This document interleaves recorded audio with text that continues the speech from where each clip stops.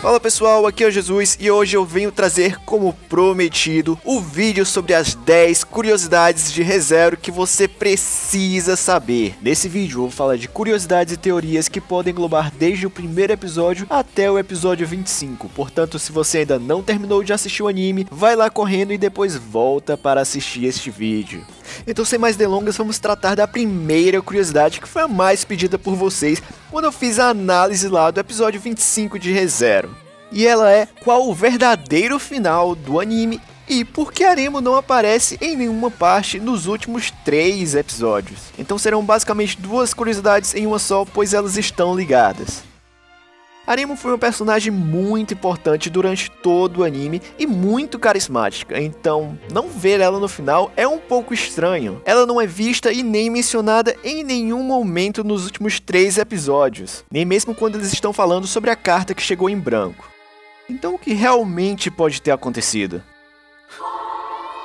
Bem, após o final do anime, quando Subaru e Emilia terminam de conversar, eles decidem voltar para a capital. No meio do caminho, eles estão conversando e o Subaru menciona a Aremo, para a qual a Emilia responde: "Quem é Aremo?" Subaru então percebe que de alguma forma a existência da Aremo foi apagada, como já havia sido uma vez quando a baleia os atacou. É então quando ele começa a perceber certos detalhes que o levam a crer que o grupo delas foi atacado.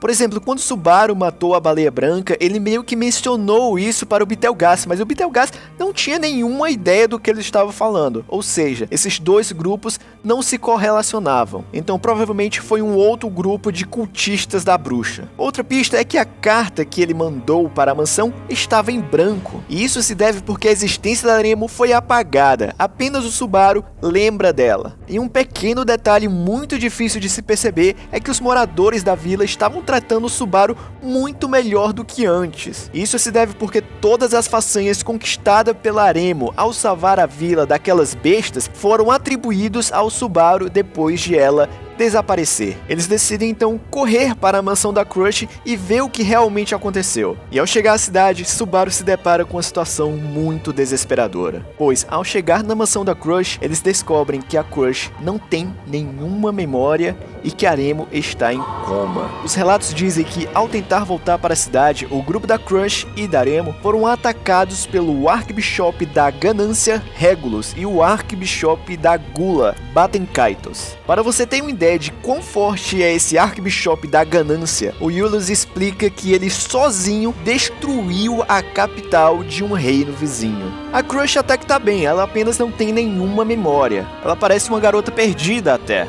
Mas Subaru, ao ver Aremo naquele estado, sem nenhuma hesitação, puxou uma faca e cortou sua garganta, na tentativa de voltar o save point e salvar a Aremo. Porém, quando ele volta à vida, ele está no mesmo lugar, de frente para Aremo, onde ele havia acabado de cortar sua garganta. Ou seja, esse é o novo save point.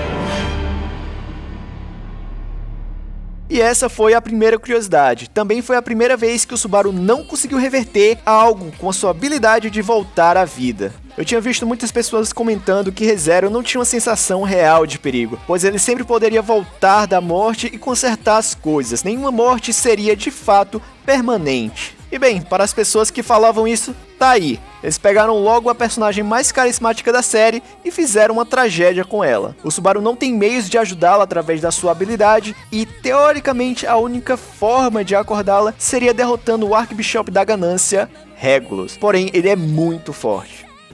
Vamos agora para a curiosidade número 2, talvez um pouco mais alegre do que a última. No capítulo 9 da Light Novel saíram algumas imagens de um possível "e se isso acontecesse?", no qual envolve Aremo e o Subaru. E se Aremo e o Subaru decidissem fugir juntos, como ele havia falado no episódio 18? Vocês estão vendo aí o resultado, uma família feliz. Esse cenário seria um universo paralelo, onde eles não teriam nenhuma preocupação após fugirem. Pois, como vocês sabem, se a Emilia morrer, o Paco fica loucão e decide destruir o mundo.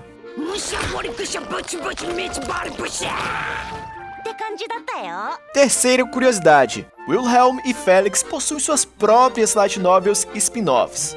Cada um possui um volume, uma história para cada personagem. No caso do Wilhelm, a história será focada nele na sua juventude e de como conheceu a sua esposa. No anime, nós vemos alguns flashbacks dessa história enquanto ele está lutando contra a Baleia Branca. Mas obviamente que a história foi muito condensada por causa do tempo. A história do Felix se resume em algumas aventuras e de como ele começou a conhecer a Crush. E ela vai girar em torno do grupo da Crush. A gente vê personagens como Wilhelm, Urios e a própria Crush até mesmo quando era pequena. Eu bem que queria sonhar que essas histórias poderiam ganhar um OVA, assim como aquela história da Aremo e do Subaru com um final feliz. Porém, não tem nada anunciado no momento.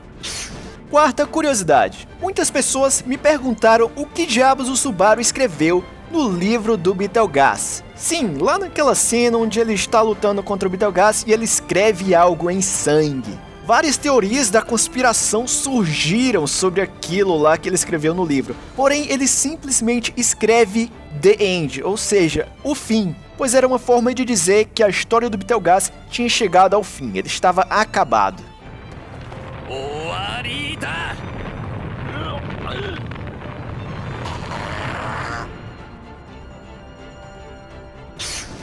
Curiosidade número 5.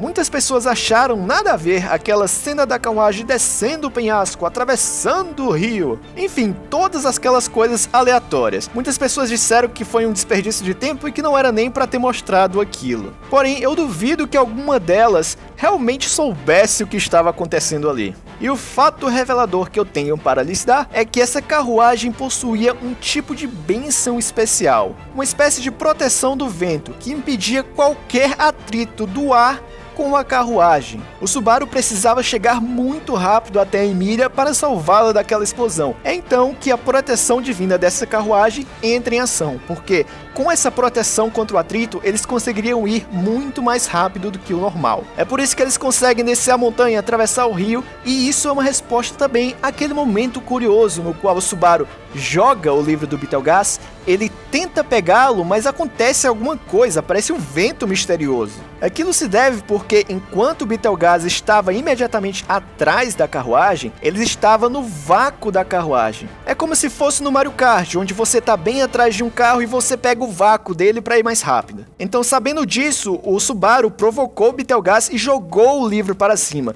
Quando ele tentou pegar, a mão dele saiu da área da proteção divina da carruagem e ele sentiu todo o atrito do vento, o que deu uma brecha para que o Subaru conseguisse dar aquele soco nele. E aproveitando esse tema, vamos para a nossa sexta curiosidade. Os escritores e produtores do anime de ReZero estavam assombrados com a quantidade de informação e detalhes que as light novels tinham. Então, no processo de produção do anime, eles tiveram que cortar muita coisa. Tudo claro com o supervisionamento do autor. Então é por isso que às vezes parece ter muita coisa que não é explicada, como por exemplo, as habilidades do Reinhardt, ou até mesmo essa carruagem que tinha essa proteção divina. E isso nos leva à nossa sétima curiosidade.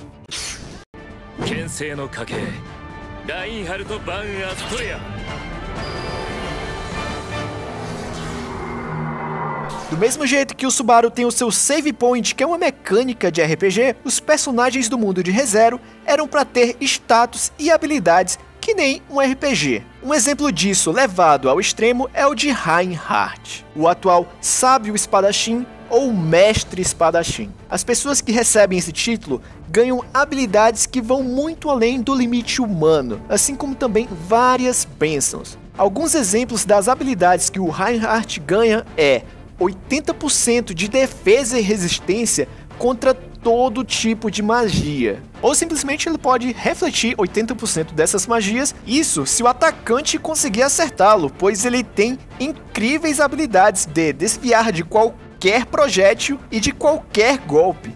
Can't touch this. Tá achando pouco? Ele também tem uma bênção do dia, da noite, da névoa, da chuva, do deserto, de tudo. Porque em qualquer clima ele ganha mais força. Ah, Jesus, mas nem todo mundo é perfeito. Eu duvido que ele saiba cozinhar, por exemplo, ou então costurar. Errado. Ele tem uma bênção que permite a ele fazer os melhores pratos culinários do mundo e também até costurar as roupas mais estilosas. O Soma de Shokugeki no Soma é simplesmente um novato perto dele. Eu poderia falar do Reinhard aqui todo dia, mas ainda não seria possível acabar todas as habilidades que ele tem, inclusive a de renascer uma vez caso ele seja morto. Mas enfim, vamos para a nossa 8ª curiosidade.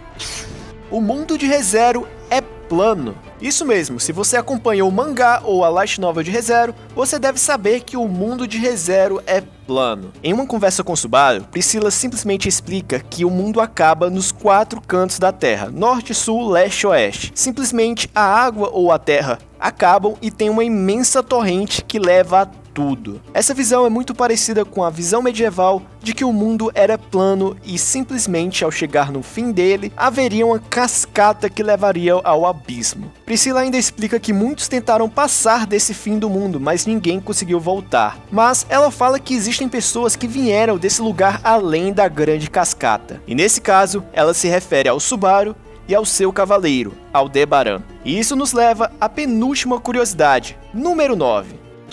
Subaru não é a única pessoa que foi invocada de um outro mundo. Aldebaran, o cavaleiro de Priscila, também foi invocado há 18 anos de um mundo paralelo. Ele inclusive se refere ao Subaru como Kyodai, uma palavra em japonês que significa irmão ou parceiro. Além disso, Aldebaran parece conhecer algum segredo sobre as irmãs gêmeas Rem e Ramo. Logo após o Subaru tentar pedir ajuda da Priscila e falhar, Priscila manda Aldebaran escoltá-los até a entrada. É então que a confusão começa, pois, ao se despedir do casal, Aldebaran chama a Remo de Ramo, dando início ao bate-boca entre os dois, onde um dizia uma coisa e o outro dizia outra. Ao final, Aldebaran parece ter sacado algum mistério. Embora ele tenha apenas um braço, ele parece ser muito poderoso. Mais para frente, a gente descobre um pouco sobre o poder dele, que tem umas similaridades com o poder do Subaru. Talvez porque ambos sejam japoneses, ou talvez porque eles têm uma ligação muito maior. Existem teorias que dizem que o Aldebaran poderia ser uma outra versão do Subaru. Algumas similaridades como o tamanho e o peso reforçam essa teoria, porém não é nada oficial. Quem sabe nós teremos alguns esclarecimentos no arco 7 da web novel, que o autor disse que será focada no Aldebaran.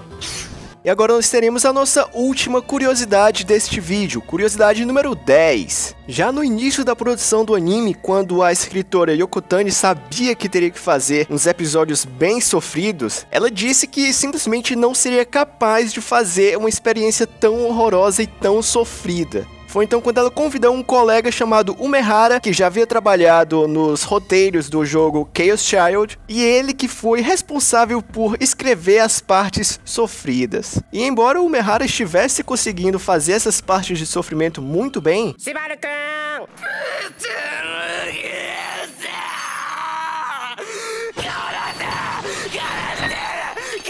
ele foi parado inúmeras vezes pelo autor da própria obra que estava supervisionando o trabalho. E ele sempre parava pelo mesmo motivo. Olha, você está fazendo o Subaru uma pessoa muito legal e gostável. Você tem que fazer ele de uma forma mais patética. Então ele fez de tudo para deixar o Subaru naqueles episódios a pessoa mais odiável e detestável possível. Não é à toa que muitas pessoas passaram a detestar o Subaru muito mais depois daqueles episódios. E como um pequeno extra, caso vocês ainda não tenham percebido, o autor da obra, Nagatsuki, é um sadista admitido. Pois em entrevistas ele falou que a melhor forma da gente passar sentimentos é através do sofrimento. E não tem nada melhor do que ver as outras pessoas sofrerem. Então é isso, gente. Essas foram as minhas 10 curiosidades de ReZero que vocês precisavam saber. Eu ainda tinha material para fazer muito mais, porém esse vídeo ia ficar muito maior do que já está. E então, gostaram do vídeo? Caso tenham gostado, aperta o botão do like e deixa aqui nos comentários o que você achou de todas essas curiosidades. Não esqueça de compartilhar esse vídeo com seus amigos,